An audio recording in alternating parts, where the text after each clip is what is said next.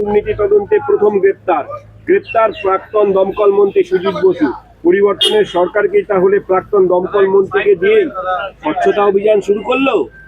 কোনো ব্যক্তি আমাদের কাছে গুরুত্বপূর্ণ নয়, পুরো দুর্নীতি হয়েছে 15 বছর ধরে, সেই ত্রিফলা থেকে আরম্ভ করে তার তদন্ত হবে। মানুষের এটা অধিকার আছে, তাদের টাকা যারা চুরি করেছে তাদেরকে শাস্তি দেওয়ার আর অধিকার আছে।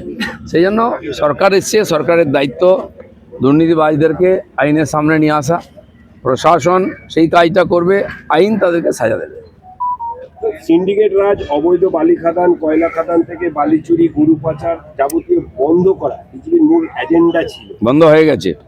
গরু পাচার দেখেছেন এই এক সপ্তাহে? বালির গাড়ি দেখেছেন কোথাও? বড় বড় বালির গাড়ি গ্রামে ঢুকে যেত, রাস্তা ভেঙে চুরমার হয়ে গেছে।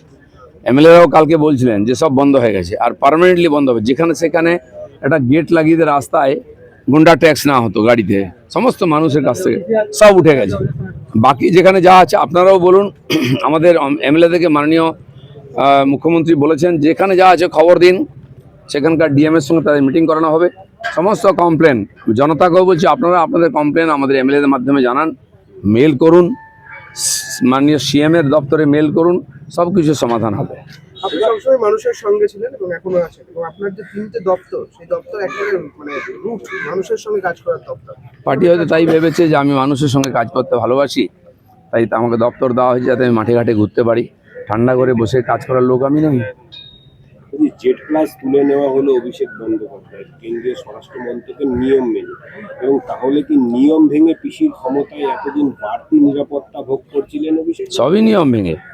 কেন ওখানে জেড প্লাস থাকবে? কেন এই রাস্তা বন্ধ হবে? আজ ওখানে লোক যাতায়াত করছে খুশি, ওখানে বাস চলতো, বাস বন্ধ করে দেওয়া হয়েছে একাধিক, সেগুলোও চালু হবে। সাধারণ মানুষ সবাই কমন ম্যান, আর ওদের শত শত নেতার বাড়িতে পুলিশ পাহারা দেয়। কেন? কালো টাকা পাহারা দেবে পুলিশ? সাধারণ মানুষের সুরক্ষা নেই। এগুলো সব বন্ধ হবে। মহিলাদের পয়লা জুন থেকে বাসের ভাড়া লাগছে না, সরকারি বাসের ভাড়া লাগবে না, কিন্তু তারা বলছেন যে সরকারি বাসের সংখ্যাও তো অনেক কম, তাহলে কি বাড়বে? সরকার যে বাস চালাচ্ছে আপাতত সেখানে সুবিধা পাবেন। পরবর্তীকালে ট্রান্সপোর্ট মন্ত্রী হবেন, তিনি ভাববেন, দেখবেন, বুঝবেন, সিএমের সঙ্গে কথা বলবেন বাস চালানোর দরকার কিনা, কোন রুটে। সিএম দেখলাম আগের সরকারের সময় এমএলএরা বলতো যে ডোমজুর থেকে আমাকে আসতে অসুবিধা, একটা বাস দিন, তো এমএলএর জন্য বাস দেওয়া হলো।